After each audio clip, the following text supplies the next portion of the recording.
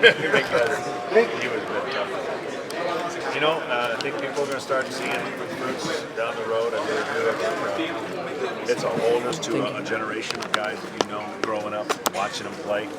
But they've got some promise and they've got some hope. And you know, you can't, as we all know, have enough pitching. And I think what they find the diamond in the rough, there'll be somebody that slides through that somebody Ladies else and gentlemen, missed. just a quick announcement And, that Craig Biggio you're gonna is find just in some pretty- Houston only media at this Pretty, stage. Closing dynamic the general arms, I session think. for Craig Biggio, Having Bobby Houston right media behind only you, at as this long stage. as Bobby and Maddox obviously. I'm telling you right now, I could spend 15 minutes on Bobby.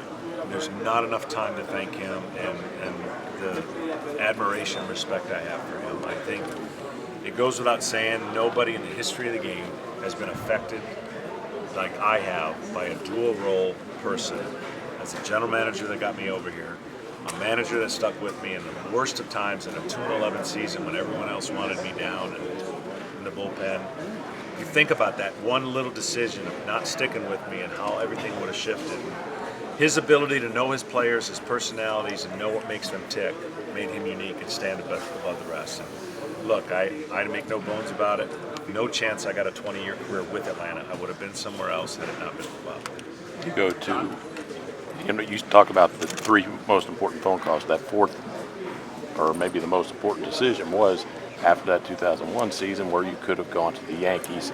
You know, how important, you did this to stay with the Braves. Yes. How important was that to set up the... You know, there was a lot of scenarios that played out, and I was called a lot of stupid names like, why aren't you going X? Why didn't you go here? Doesn't make sense. That wasn't going to guarantee me my happiness. And I knew if everything relatively was close enough, I gave up a lot of money to stay here 4 different times, and I don't regret any second of it. I just, when you know who you play for and you run through a wall for a guy, and the environment was so perfect for me and my family that even changing roles, which is something I didn't want to do in the beginning, became as good as it could be. And you know, the confidence that Bobby exudes in people when no one else has it. Every player goes through a slump. Every player loses confidence.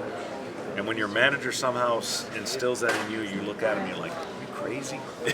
and it helps you get through it. And to a man, people say that you just have no idea what it's like to play for that guy until you do it, and you see him fight for every one of his players.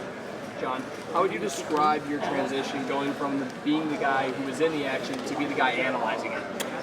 You know what? Everything in my life's had certain timing that's been really good. I've had a lot of people help me along the way. I approached broadcasting the same way I approach baseball. I'll make mistakes and learn and try to get better. Analyzing people, I'm never going to come across like the game was easy, and I'm never going to bury somebody just for the fact that the game's not that easy. And you do the same mistake 3 times in a row, then you got to explain why that's probably not something you can continue. But I've had a lot of fun being associated with the game. Adjusting to the game and the philosophy has been difficult, but watching some incredible baseball and talent that we have has been fun.